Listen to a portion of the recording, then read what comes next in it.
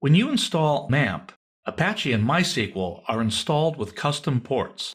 You can find out what the current ports are by going to the Start page.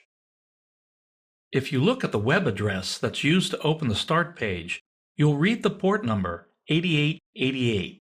That's what Apache is listening on. Down below in the MySQL section of the home page, you'll see the port being used by MySQL defaults to 8889. These are non-standard, and in fact, if you're going to try working with certain products, such as Dreamweaver, they're not going to work.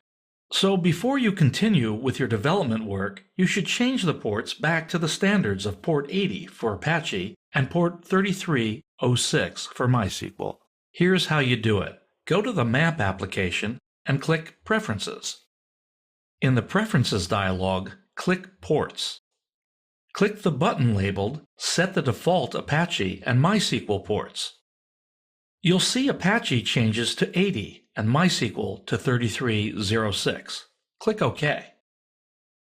Both Apache and MySQL will restart, and you might be prompted for your administrator password. Go ahead and type that in.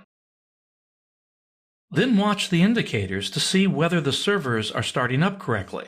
They should be set to green, just like these are. Once the servers have started, open the Start page again. This time, you should see that the Apache server is listening on the standard port 80, indicated by localhost, without a port number, and MySQL should be listening on port 3306. Once you change to the standard port for Apache and MySQL, you'll be able to work with your MAMP installation. If you have any troubles changing ports, try this. Go to the Preferences and click Reset MAMP Ports, and click OK. That will cause the servers to restart using the custom ports that MAMP set up. Then go back to the Preferences again, and once again set the default Apache and MySQL ports, just like we started.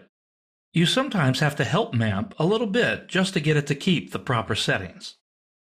Once again, you can always confirm that the servers are using the correct settings by going to the Start page and looking at the web address and the MySQL configuration.